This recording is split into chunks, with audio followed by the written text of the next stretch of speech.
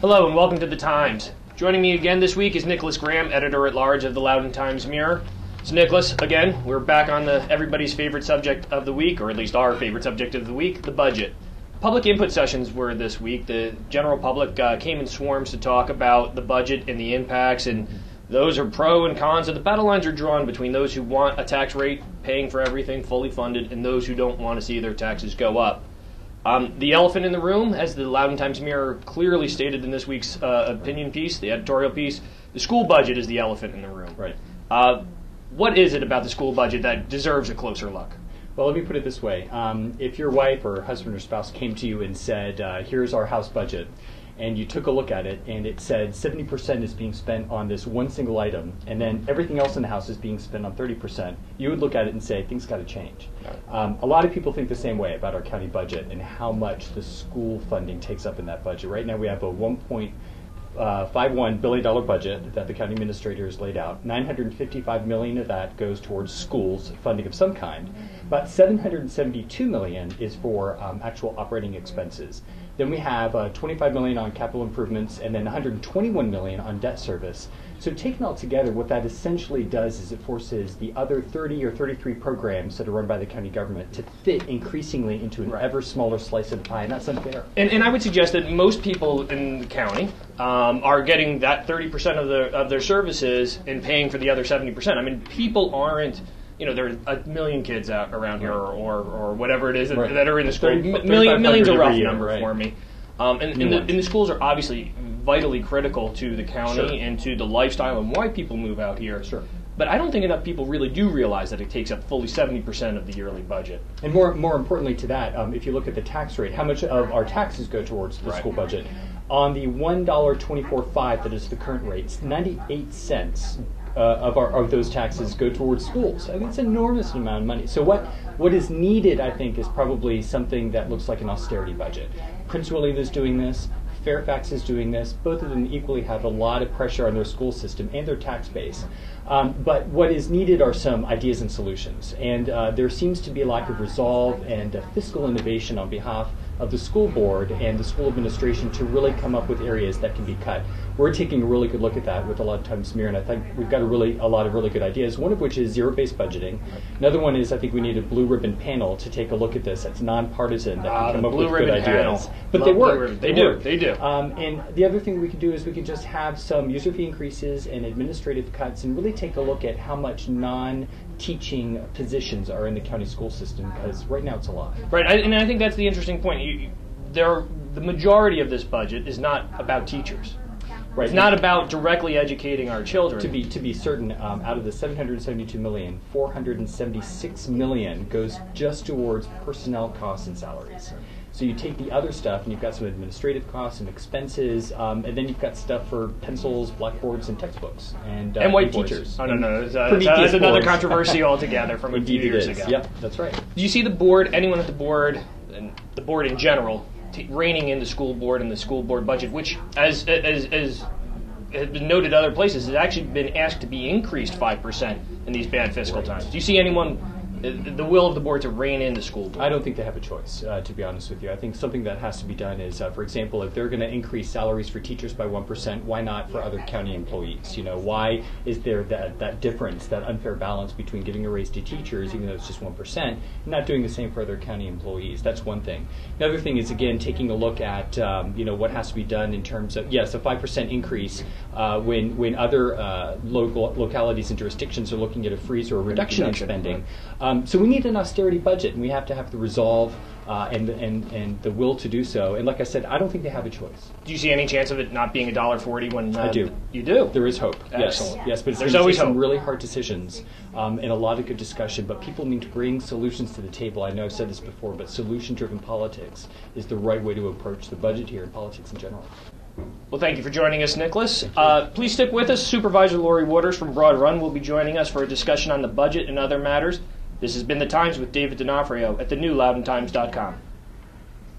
Hello and welcome to The Times with David D'Onofrio. I'm honored to be joined by Supervisor Lori Waters today. Supervisor Waters, thank you very much for joining us. Thank you for having me. Well, let's kick right off. It's budget season here in Loudoun County. It's in full gear. what are your thoughts on where the tax rate's going to end up and some of the cuts that the county's going to have to deal with through this cycle? Well, the county administrator proposed a tax rate of $1.40, and that was in keeping with the board majority that instructed him to bring back a budget with 5% increase over last year. I opposed that because this $1.40 tax rate represents a significant tax increase for homeowners. The average homeowner would be 10%, but we're hearing from people whose assessments went up, and therefore they would be facing a 20% increase in their tax bill in just 1 year. And that's just not the right thing to do, especially in these economic times, very uncertain about the recovery, and we still have people who are unemployed, facing foreclosures. This is definitely not the time to be putting on a burden with more taxes. We need to cut on government services side. If it was a flat budget with no increase from the past year, what about approximately what would the tax rate be? It would probably be down into the $1.30s area. And also so much of this depends on what the state is going to do with their budget, particularly on the school side, what funding will be available. Right, the $34 million out there for the LCI. For the composite index, that nice little formula that says it's supposed to send money back when we have more students. But Richmond is facing difficulties with the state budget too, so we're expecting some cuts. So between that and what we're going to have to do locally, the citizens are going to feel some service reductions. Well, speaking of the citizens, what have you been hearing from them through the workshops and the public input sessions? I would suspect that you're getting some personal stories about, I got my home assessment and this is what's going to happen to my tax bill. What are you hearing from them? Well, we're hearing a very wide range of views. There are, of course, constituent groups that don't want to see their services cut. Obviously, libraries serve so many citizens across the ages, and one of the options on the table is reducing the hours and days the libraries are open. And so that's on the table for discussion, but we're hearing from a lot of residents, please don't cut the libraries.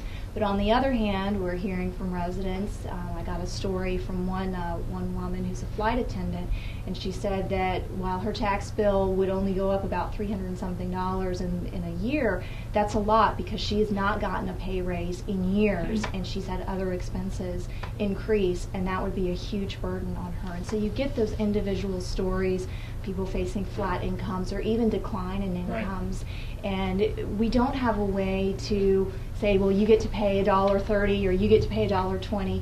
It's one tax rate for all, and so we have to come up with something that's fair and balanced.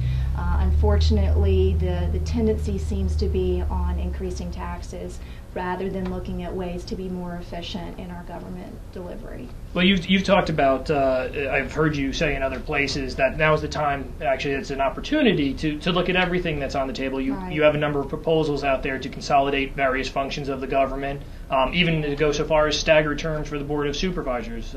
What's your thoughts behind some of these proposals?